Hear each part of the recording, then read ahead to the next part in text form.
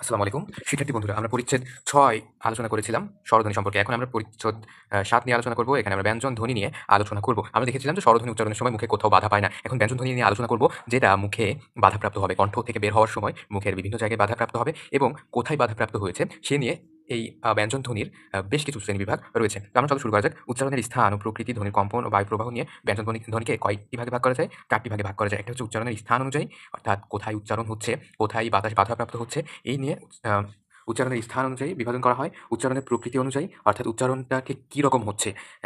তারপরে হচ্ছে ধ্বনির কম্পন মাত্রা অনুযায়ী, তার মানে কোন ধ্বনি আ উচ্চারণ করতে বেশি গলার কম্পন সৃষ্টি হচ্ছে নাকি কম কম্পন সৃষ্টি হচ্ছে, তার উপর ভিত্তি করে ধ্বনির কম্পন মাত্রা অনুযায়ী বিভাজন করা যায়। ধ্বনি সৃষ্টিতে বায়ু প্রবাহের মাত্রা অনুযায়ী বিভাজন। ধ্বনি সৃষ্টিতে বায়ু প্রবাহের মাত্রা অনুযায়ী। এর মানে কি? এর মানে হচ্ছে যখন একটা ধ্বনি সৃষ্টি হবে তখন মুখ থেকে কী পরিমাণ বাতাস নিঃসৃত হবে তার উপর নির্ভর করে এটা শ্রেণীবিভাগ করা যায়। তারপরে আমরা উচ্চারণের স্থান অনুযায়ী প্রথমেই দেখব।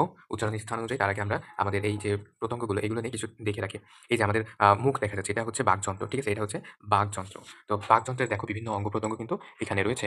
তো এগুলো আমাদেরকে দেখতে হবে। এখানে দেখো ওষ্ঠ দেখতে পাচ্ছ। ওষ্ঠ মানে হচ্ছে কি? ওষ্ঠ মানে ঠোঁট। ওকে, তো ওষ্ঠ কোনটা? এই যে ঠোঁট। ঠোঁট হচ্ছে আমাদের মুখের যে একেবারে বাইরের অংশ, অর্থাৎ এটা হচ্ছে বাকযন্ত্রের একেবারে বাইরের অংশ। বাকযন্ত্রের অংশ হিসেবে আবার দাঁতও কাজ করে। কারণ নির্দিষ্ট কিছু আম ভিন্ন, ভিন্ন ধ্বনি উচ্চারণের জন্য দাঁতেরও ভিন্ন, ভিন্ন অবস্থান কিন্তু রয়েছে। দাঁত আছে। তারপরে আছে জিভ। জিভেরও কিন্তু অনেক বড় ভূমিকা রয়েছে আমাদের নির্দিষ্ট কোনো ধ্বনি উচ্চারণের সময়। তারপরে হচ্ছে মুখ গহ্বর, অর্থাৎ মুখের ভেতরে যে ফাঁকা জায়গাটা, যে মুখের ভেতরে যে ফাঁকা জায়গাটা।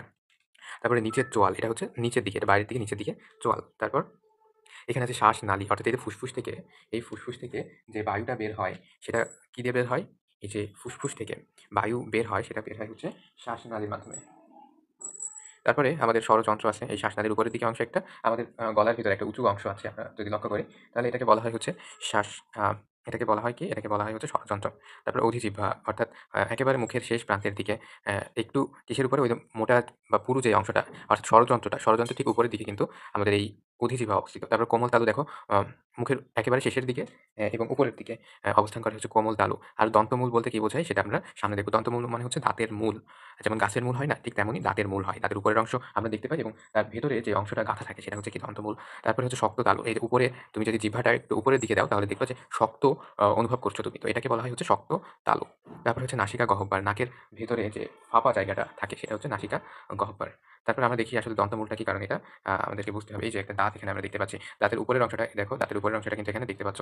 এবং দাঁতের নিচে যে রুট আছে, রুট মানে হচ্ছে মূল। তার মানে দাঁতের ভেতরের যে অংশটা সেটা হচ্ছে কি? রুট বা মূল। এটাকেই বলা হয় দন্তমূল। তাহলে চলো আমরা এখন বুঝতে পারবো যে উচ্চারণের স্থান অনুযায়ী, অর্থাৎ কোন স্থানে উচ্চারিত হয় সেই অনুযায়ী বিভাজন এখানে দেওয়া আছে। তো বাকপ্রত্যঙ্গ ঠিক যে জায়গায় বায়ু বাধাপ্রাপ্ত হয়, অর্থাৎ বাধা পেয়ে কি হয়? ব্যঞ্জন ধ্বনি সৃষ্টি হয়, সেই জায়গাটা হলো ওই ধ্বনির কি? উচ্চারণের স্থান। ঠিক আছে? তো এই অনুযায়ী কয় ভাগে ভাগ করা যায়? এই অনুযায়ী অ্যা এখানে আমরা দেখতে পাচ্ছি কয়টি ভাগে ভাগ করা যায়। যেমন ওষ্ঠ ব্যঞ্জন, ওষ্ঠ মানে কি? ঠোঁট। তারপরে দন্তব্যঞ্জন, দন্ত মানে কি? দন্তব্যঞ্জন মানে হচ্ছে দাঁত। তারপর হচ্ছে দন্তমূলীয় ব্যঞ্জন, তার মানে ওই যে দাঁতের মূল যেখানে, অর্থাৎ দাঁতের ভেতরের দিকে যে অংশটা সেটা কি? দন্তমূল, দন্তমূলীয় ব্যঞ্জন। তারপর হচ্ছে মূর্ধন্য ব্যঞ্জন। মূর্ধন্য এটা কি? আমরা এরপরে দেখব। তালব্য, ওই যে তালুর কথা আমরা তালু দেখিয়েছি, মুখের পেছনের দিকে যে অংশটা। তো এটা হচ্ছে তালব্য ব্যঞ্জন। তারপর হচ্ছে কণ্ঠ ব্যঞ্জন, ওই যে আমাদের গলা, তাই না? গলা বা আমাদের শ্বাসনালী, সেখান থেকে হচ্ছে সেটা কণ্ঠ ব্যঞ্জন। তারপর হচ্ছে কণ্ঠনালীয়, অর্থাৎ ওই যে শ্বাসনালী দেখিয়েছিলাম ফুসফুস থেকে উপরের দিকে নির্গত, সেটা হচ্ছে কণ্ঠনালীয়। তো সেখান থেকে বাধাপ্রাপ্ত হয়ে যে ব্যঞ্জন ধ্বনি উচ্চারণ হয় সেটাই হচ্ছে কণ্ঠনালীয় ব্যঞ্জন। এবার আমরা দেখি এই সারণীতে খুব সুন্দর করে কিন্তু সবগুলো দেওয়া হয়েছে। তো এখানে ব্যঞ্জন ধ্বনি উচ্চারণের সময় কোনো বাক্-প্রত্যঙ্গ অংশগ্রহণ কি? মুখ্য, এবং কোনো অঙ্গের বাক্-প্রত্যঙ্গ হচ্ছে গৌণ। মুখ্য মানে কি? মুখ্য মানে হচ্ছে এটা সরাসরি ব্যবহৃত হয়। আর গৌণ মানে হচ্ছে এটা সহায়তা করে শুধু। আর মুখ্য মানে হচ্ছে সরাসরি ব্যবহৃত হয় ওই অংশটা। আর গৌণ মানে হচ্ছে ওইটা ব্যবহৃত হয়, কাজে লাগে। So I hope you understand. তো এর পরের অংশগুলোতে আমরা সবগুলো খুব সুন্দরভাবে এক্সপ্লেইন করে দেওয়ার চেষ্টা করব। এইবার দেখো, আমরা মুখ্য বাক্-প্রত্যঙ্গগুলো এবং গৌণ বাক্-প্রত্যঙ্গ বলতে কি বুঝি আমরা সহজে বুঝে নেওয়া যায়। তো এখানে একটা তালিকা দেওয়া আছে। এই তালিকাটা দেখো, যে এখানে ওষ্ঠ ব্যঞ্জন মানে কি? ওষ্ঠ ব্যঞ্জন মানে এখানে ঠোঁটের কিন্তু ব্যবহার আছে। তো মুখ্য ব্যঞ্জন প্রত্যঙ্গ মানে যেগুলো আমরা বোঝাই যে এক কথায় যেগুলো নড়াচড়া হয়, যেগুলা প্রধান ভূমিকা রাখে ওই ব্যঞ্জন উচ্চারণে। আর গৌণ ব্যঞ্জন বলতে বোঝায় যে ওইটা স্থির থাকে কিন্তু ওইটা জাস্ট সহায়তা করে। যেমন ওষ্ঠ ব্যঞ্জন উচ্চারণে নিচের ঠোঁটটা বেশি ব্যবহৃত হয় এবং এটা এই কারণে মুখ্য, আর উপরের ঠোঁটটা একটু স্থির থাকে, এজন্য এটা গৌণ। দন্ত ব্যঞ্জনে কি? জিহ্বার ডগা ব্যবহৃত হয়, জিহ্বার ডগা কি? নড়াচড়া করে। আর দন্ত মানে হচ্ছে দাঁতের উপরের পাটির দাঁতের সাথে ওইটা টাচ যখন লাগে, উপরের পাটির দাঁতের সাথে যখন টাচ লেগে বা বাধাপ্রাপ্ত হয়ে ব্যঞ্জন উচ্চারিত হয় সেটা হচ্ছে দন্তব্যঞ্জন। দন্তমূলীয়, ওই যে দন্তমূল আমরা বলেছিলাম না, দাঁতের মূল, ওই মূল অংশটার সাথে টাচ যখন লাগে, জিহ্বার ডগা যখন ওই মূল অংশটার সাথে বা দন্তমূলের সাথে টাচ লাগে তখন সেটা দন্তমূলীয় ব্যঞ্জন। আর মূর্ধন্য ব্যঞ্জন বলতে বোঝায় যে জিহ্বার ডগাটা কিসের সাথে টাচ লাগবে? দন্তমূলের পেছনে যে উঁচু অংশ থাকে, দন্তমূলের পেছনে তোমরা দেখবা যে দাঁতের যে একেবারে নিচের অংশ, অর্থাৎ দন্তমূল যেটা বোঝালাম, অর্থাৎ দাঁতের যে মূলটা যে অংশের সাথে গাঁথা, সেই অংশটার পেছনের দিকে দেখবা যে একটু উঁচু অংশ থাকে, শক্তমতো অংশ থাকে। তো সেটাকেই বলা হয় হচ্ছে মূর্ধা। তালব্য বলতে কি? তালব্য মানে এখানে তালুর একটা ব্যাপার আছে। জিহ্বার সামনের অংশ কি শক্ত তালুতে স্পর্শ করবে। আমরা তালু দেখেছি যে আমাদের জিহ্বাটা তোমরা তোমাদের জিহ্বাটা যখন উপরের দিকে দিবে, তখন শক্ত একটা স্থান দেখতে পাবে। এটা কি? শক্ত স্থানটা হচ্ছে তালু। তো এই তালুর সাথে কি স্পর্শ লাগবে যখন জিহ্বার সামনের অংশ, তখন সেটা হবে তালব্য ব্যঞ্জন। তারপর কণ্ঠ ব্যঞ্জন কি? জিহ্বার পেছনের অংশ। জিহ্বার পেছনের অংশ কিসের সাথে? নরম তালুর সাথে স্পর্শ হবে। তারপর কণ্ঠনালীয় ব্যঞ্জন কি? ধ্বনি ২ টি পাল্লা, অর্থাৎ ধ্বনি দ্বার, ঠিক আছে? তো ধ্বনি ২ টির পাল্লা এবং এটা হচ্ছে ধ্বনি দ্বার কণ্ঠনালীয় ব্যঞ্জন, অর্থাৎ আমাদের কণ্ঠ বা আমাদের গলার ভেতরে এটা বাধাপ্রাপ্ত হয়ে ব্যঞ্জন উচ্চারিত হয়। তারপর আমরা দেখি ওষ্ঠ ব্যঞ্জন বলতে কি বোঝায়? ওষ্ঠ মানে হচ্ছে ঠোঁট। তো যে ব্যঞ্জনধ্বনি উচ্চারণের সময় ঠোঁট দুটি কাছাকাছি এসে বায়ু প্রবাহে বাধা সৃষ্টি করে, সেগুলো হচ্ছে ওষ্ঠব্যঞ্জন। উদাহরণস্বরূপ যদি আমরা বলি পাকা, পাকা, তোমরা দেখবা যে পাকা এই পটা যখন উচ্চারণ করছো, তখন ঠোঁট দুটা কি হচ্ছে? একেবারে কাছাকাছি চলে আসছে, তাই না? তারপরে ফল, ফল, ফল, ফল যখন উচ্চারণ করবে, ফল উচ্চারণ করে দেখো এখন, ফল যখন উচ্চারণ করবে তখন ফ এটা যখন বলবে, তখন ঠোঁট দুটা কি হচ্ছে? এক জায়গায় চলে আসছে। বা, ঠোঁট দুটা কি হচ্ছে? এক জায়গায় চলে আসছে ব উচ্চারণে। ভাই, একইভাবে এক জায়গায় চলে আসছে। মা, ঠোঁট দুটা এক জায়গায় চলে আসছে। তাহলে ওষ্ঠধ্বনি কি? প, ফ, ব, ভ, ম। প, ফ, ব, ভ, ম হচ্ছে ওষ্ঠধ্বনি। তারপরে এবার আমরা দেখব দন্ত ব্যঞ্জন। দন্ত ব্যঞ্জন কি? এই ধ্বনি উচ্চারণের সময় কি দাঁতের ব্যবহার হয়। তো দাঁতের ব্যবহার মুখ্য নাকি গৌণ? দাঁতের ব্যবহার হচ্ছে গৌণ। আর মুখ্যটা কি? জিহ্বার এই ডগা। তাহলে কি হয়? যেসব ধ্বনি উচ্চারণের সময় জিহ্বার ডগা উপরের পাটি দাঁতের সাথে কি লেগে যায়, উপরের পাটি দাঁতের সাথে লেগে বায়ুর বাধাপ্রাপ্ত হয়। ঠিক আছে? তো এটা হচ্ছে আমাদের আম দন্তধ্বনি। যেমন কি আমরা বলি যে তাল, তাল যখন এটা আমরা উচ্চারণ করি তখন কি তাল, আমাদের জিহ্বা কি হয়? জিহ্বার যে অগ্রভাগ, সামনের ভাগ, সেটা কি দাঁতের উপরের পাটির দাঁতের সাথে লেগে যায়। থালা, থালা, উপরের পাটির দাঁতের সাথে কিন্তু আমাদের জিহ্বাটা লাগছে। দাদা, ধান, এইগুলার ত, থ, দ, ধ, এগুলা উচ্চারণের সময় আমাদের জিহ্বার যে অগ্রভাগ, সেটা দাঁতের সাথে লেগে যায়। এজন্য এটাকে কি বলে? দন্ত ব্যঞ্জনধ্বনি। তারপরে দন্তমূলীয় ব্যঞ্জন কি? যেসব ব্যঞ্জনধ্বনি উচ্চারণের সময় জিহ্বার ডগা উপরের পাটির দাঁতের গোড়ার সঙ্গে লেগে যায়। অর্থাৎ ওই যে দন্তমূল দেখালাম, অর্থাৎ দাঁতের যে গোড়া, অর্থাৎ একটা দাঁতের নিচের যে অংশ, গোড়া, গোড়া, অর্থাৎ যেখান থেকে একটা দাঁতের উৎপত্তি হয়, অর্থাৎ দাঁতের ভেতরের অংশ, তার সাথে কি হয়? স্পর্শ হয়, এবং স্পর্শ হয়ে কি বায়ু বাধাপ্রাপ্ত হয়, সেগুলোকে কি বলা হয়? দন্তব্যঞ্জন। যেমন নানা, রাত, লাল, সালাম প্রভৃতি, এগুলো হচ্ছে দন্ত ন, র, ল, এই সবগুলোই হচ্ছে দন্তমূলীয়। অর্থাৎ আমাদের জিহ্বার যে ডগা উপরের যে ভাগ, সেটা কি হয়? দাঁতের মূলের সাথে বা দন্তমূলের সাথে স্পর্শ হয়, স্পর্শ হয়ে বায়ুর বাধাপ্রাপ্ত হয়। তারপর মূর্ধন্য ব্যঞ্জন কি? মূর্ধন্য হচ্ছে ওই যে মূর্ধার সাথে স্পর্শ হয়ে বাধাপ্রাপ্ত হয়। দন্তমূল এবং তালুর মাঝখানে যে উঁচু অংশ থাকে, যে উঁচু অংশ, তোমরা যদি জিহ্বাটা উপরের দিকে দাও, দেখবা যে একটা উঁচু অংশ তোমরা ফিল করতে পারছো। এই উঁচু অংশটাকে বলা হয় মূর্ধা, তার নাম হচ্ছে মূর্ধা। যেসব ধ্বনি ব্যঞ্জনধ্বনি উচ্চারণের সময় জিভের ডগা মূর্ধার সঙ্গে লেগে বায়ু বাধাপ্রাপ্ত হয়, সেগুলোকে মূর্ধন্য ধ্বনি বলে। যেমন কি টাকা, ঠেলা, গাড়ি, ডাকাত, গাড়ি, এগুলো কি ট, ঠ, ড, ঢ, হ্র, হড়, এগুলো হচ্ছে মূর্ধন্য ব্যঞ্জন ধ্বনি। তারপরে তালব্য ধ্বনি, যেসব ব্যঞ্জনধ্বনি উচ্চারণের সময় কি হয়? জিহ্বার ডগা খানিকটা প্রসারিত হয়ে কি শক্ত তালুর সাথে আম স্পর্শ হয়ে কি বায়ু বাধাপ্রাপ্ত হয়। তো এগুলো হচ্ছে মূর্ধন্য ধ্বনি। যেমন কি চাচা, ছাগল, জাল, ঝড়, এগুলা, এই শব্দগুলা কোথায়? ছ, ছ, বর্গ, জ, ঝ, তালবস্য, এইগুলাকে কি বলা হয়? তালব্য ধ্বনির বলা হয় এগুলোকে। তারপর কি কণ্ঠব্যঞ্জন? কণ্ঠব্যঞ্জনকে যেসব ধ্বনি উচ্চারণের সময় জিহ্বার পেছনের দিকের অংশ উঁচু হয়ে আলজিহ্বার কাছাকাছি নরম তালুর কাছে বায়ু বাধাপ্রাপ্ত হয়। যেমন তোমরা যদি কা, কা উচ্চারণ করো, খালু, গাধা, ঘাস, কাঙাল, এগুলো উচ্চারণের সময় তোমরা বুঝতে পারবে যে এগুলা হচ্ছে কণ্ঠধ্বনি। তারপর কণ্ঠনালীয় ব্যঞ্জন। কণ্ঠনালী ব্যঞ্জন ধ্বনি উচ্চারণের সময় কণ্ঠনালী হয়ে সরাসরি বায়ু বের হয়ে আসে। সরাসরি কি হবে? বায়ু বের হয়ে আসবে। তার মানে এখানে যদি তুমি হাতি এটা উচ্চারণ করে দেখো, হাতি, তোমার কি বায়ু বের হয়ে আসছে। হ উচ্চারণের সময় কি বায়ুটা বের হয়ে আসছে।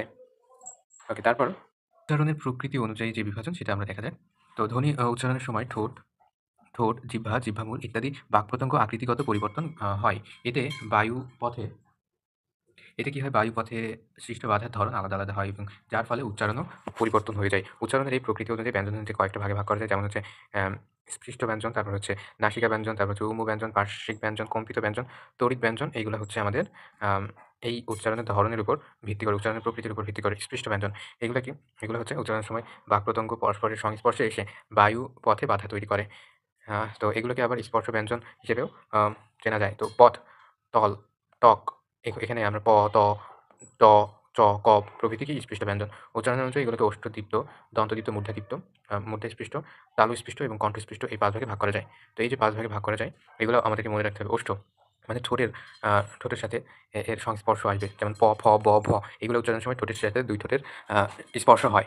তো তারপরে দন্ত ত, থ, দ, ধ, জিহ্বার সাথে দাঁতের স্পর্শ হয়। মূর্ধা ট, ঠ, ড, ঢ, মূর্ধার সাথে দাঁতের সংস্পর্শ হয় বা স্পর্শ হয়। তালু তালু চ, ছ, বর্গ চ, ঝ এগুলো উচ্চারণের সময় তালুর সাথে ঠোঁটের স্পর্শ হয়। তারপর হচ্ছে কণ্ঠ ক, খ, গ, ঘ। এটা কি কণ্ঠ দ্বারা বায়ু নিঃসৃত হয়। তারপর নাসিক্য, নাসিক্য ব্যঞ্জন বলতেও কি বোঝায়? যে ধ্বনি উচ্চারণের সময় ফুসফুসে আসা সে বাতাস মুখে বাধাপ্রাপ্ত হয় এবং নাক ও মুখ দিয়ে বের হয়ে যায়। অর্থাৎ নাসিক্য ব্যঞ্জনগুলো এমন যেগুলা বের হয় কিসের মাধ্যমে? বের হয় হচ্ছে নাকের মাধ্যমে এবং মুখের মাধ্যমে একসাথে বের হয়ে আসে। তো মা এটা উচ্চারণের সময় দেখবে যে বাতাসটা নাকের মাধ্যমেও বের হয়ে আসছে। এবং নতুন, হাঙর প্রভৃতি ম, দন্ত্য ন, উঙ্গ নাসিক্য ব্যঞ্জন। তারপর হচ্ছে উমু ব্যঞ্জন। যেসব ব্যঞ্জন উচ্চারণের সময় দুটি বাক্প্রত্যঙ্গ কাছাকাছি এসে নিশ্চিত বায়ু ঘর্ষণ সৃষ্টি করে। যেমন হচ্ছে সালাম, শশা, হুঙ্কার প্রভৃতি শব্দে দন্তস্ব তালবস্য হ উম্ম ধ্বনির উদাহরণ। উচ্চারণ স্থান অনুসারে দন্তমূলীয় তালবস্য এবং কণ্ঠনালীয় দন্তমূলীয় দন্তস্ব, তাই না? দন্ত বলি না আমরা স দন্তস্ব উচ্চারণের সময়, সেটা হচ্ছে দন্তস্ব। তালব্যস্য এটা কি তালব্য ধ্বনি, অর্থাৎ আমরা তালবস্য তাল উচ্চারণ করি না, সেটা হচ্ছে তালবস্য। তারপর আহ শ্বাস অনেকক্ষণ ধরে রাখা যায় এগুলো উচ্চারণের সময়, যেমন সালাম, এখানে শ্বাস কিন্তু অনেক সময় ধরে রাখা যায় এগুলো উচ্চারণের সময়। এটা হচ্ছে পার্শ্বব্যঞ্জন। পার্শ্বব্যঞ্জনে কি হয়? যে ধ্বনি উচ্চারণের সময় জিহ্বার ডগা দন্তমূল স্পর্শ করে। জিহ্বার ডগা দন্তমূল স্পর্শ করে। যেমন লাল যদি উচ্চারণ করো, জিহ্বার ডগা কোথায়? দন্তমূল বা দাঁতের মূলের সাথে দেখবে স্পর্শ করছে। এবং ফুসফুস থেকে আসা বাতাস কি হবে? জিহ্বার ২ পাশ দিয়ে বের হয়ে যাবে। যেমন লাল যখন উচ্চারণ করো দেখবে যে জিহ্বার ২ পাশ দিয়ে কিন্তু ফাঁকা, এই ফাঁকা দিয়ে কি বাতাস বের হয়ে যাবে। তারপর কম্পিত ব্যঞ্জন, যে ধ্বনি উচ্চারণের সময় একের অধিক বা দ্রুত দন্তমূলে আঘাত করে বাধা সৃষ্টি করে। যেমন কর, ভার, হর। এখানে র উচ্চারণ হচ্ছে কম্পিত। এখানে দেখবা যখন র ধ্বনিটা উচ্চারণ হচ্ছে, যেমন কর, একটু কি বাধাপ্রাপ্ত হচ্ছে এবং কি কম্পিত হচ্ছে, এই কারণে একে বলা হয় কম্পিত ধ্বনি। তারপরে হচ্ছে তাড়িত ব্যঞ্জন। এটা কি? যে ধ্বনি উচ্চারণের সময় জিভের সামনের অংশ দন্তমূলের একটু উপরে অর্থাৎ মূর্ধায় টোকা দেওয়ার মতো একবার ছুঁয়ে দেয়, তাকে কি বলা হয়? তড়িৎ ব্যঞ্জন। যেমন বাড়ি, মুড়ো। এখানে কি? এখানে মনে হচ্ছে যে কি করছে? টোকা দিচ্ছে, এরকম একটা মনে হচ্ছে। যেমন বাড়ি মানে টোকা দিচ্ছে। তারপর কি? ধ্বনির কম্পন মাত্রা অনুযায়ী বিভাজন, অর্থাৎ কিরকম কম্পিত হয় ধ্বনি সেই অনুযায়ী এটাকে ভাগ করা হয়েছে। যেমন হচ্ছে ঘোষ ব্যঞ্জন। তো ধ্বনি উচ্চারণের সময় স্বরযন্ত্রের ধ্বনি দ্বারা বায়ু কম্পন কম বা বেশি হওয়ার ভিত্তিতে ব্যঞ্জন ধ্বনিকে ২ ভাগে ভাগ করা যায়। একটা হচ্ছে ঘোষ, আরেকটা কি? আরেকটা হচ্ছে অঘোষ। তো ঘোষ ধ্বনি কি? ঘোষ ধ্বনি হচ্ছে উচ্চারণের সময় কম্পন অপেক্ষাকৃত এখানে বেশি থাকে, কম্পন বেশি থাকে। আর অঘোষ ধ্বনি উচ্চারণের সময় কি হয়? এই উচ্চারণের সময় এই যে কম্পন সেটা একটু কি? কম থাকে। তো যে ধ্বনি বেশি থাকে সেগুলো কি? ব, ভ, ম, দ, ধ, ন, এখানে কি কম্পন বেশি হয়। এখন যদি অঘোষ ধ্বনি দেখো যেখানে কম্পন অপেক্ষাকৃত কম হয়, তাহলে তোমরা পার্থক্য বুঝবে যে কোনগুলো ঘোষ, কোনগুলো অঘোষ। এখানে কি? এখানে আছে হচ্ছে প, ফ, ত, থ, এগুলো সরাসরি বাতাস বের হয়ে যাচ্ছে, যার ফলে কি হচ্ছে না? যার ফলে কম্পন সৃষ্টি হচ্ছে না। কম্পন এখানে তাহলে অপেক্ষাকৃত কম কোনগুলো আমরা সেগুলো সহজে বুঝতে পারবো, এবং যেগুলো কম্পন কম সেগুলোকে আমরা বলি অঘোষ ধ্বনি। আর ঘোষ ধ্বনিতে কি হয়? অপেক্ষাকৃত কম্পন বেশি থাকে। যেমন যেমন হচ্ছে ভ, ব, ম, দ, ধ, দন্ত ন, র, ল, এখানে কি বেশি কাঁপাকাঁপি করছে, তাই না? এই জন্য এগুলোকে বলা হয় ঘোষ ধ্বনি। তো এই যে ঘোষ এবং অঘোষ এই দুইটা একটু মনে রাখতে হবে। তারপর হচ্ছে ধ্বনি সৃষ্টিতে বায়ু প্রবাহের উপর ভিত্তি করে, বায়ু প্রবাহ অর্থাৎ বায়ু বেশি প্রবাহিত হচ্ছে নাকি অপেক্ষাকৃত কম প্রবাহিত হচ্ছে, এর উপর ভিত্তি করেও এই মহাপ্রাণ এবং অল্পপ্রাণ এই ২ ভাগে আমরা ধ্বনিগুলোকে বিভক্ত করে থাকি। যেমন হচ্ছে অল্প প্রাণ মানে কি? অল্প প্রাণ মানে হচ্ছে অল্পক্ষণ ধরে আমরা বায়ুটাকে ধরে রাখতে পারি। এবং সেগুলো কি? সেগুলো হচ্ছে প, ব, ত, দ, স, ট, ড, এগুলো কি? অল্প সময় বায়ু আ ধরে রাখা যায় বা আমরা ধরে রাখি, বা বায়ু ফুসফুস থেকে কম মাত্রায় নির্গত হয়। তারপর হচ্ছে মহাপ্রাণে কি হয়?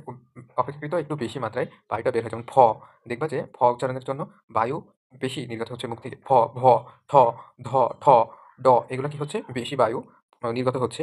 তো এই যে আমরা সম্পূর্ণ পাঠটি পড়লাম, এই চ্যাপ্টারটা একটু বড়। তো এখানে আমরা অনুশীলনে দেখতে পাচ্ছি যে বাক্যপ্রসঙ্গ ঠিক যে জায়গায় বাধাপ্রাপ্ত হয়ে ব্যঞ্জন ধ্বনি সৃষ্টি হয়, সেই আ হলো ব্যঞ্জনের কি? ব্যঞ্জনের উচ্চারণের স্থান, তাই না? যে জায়গায়, তাহলে কি?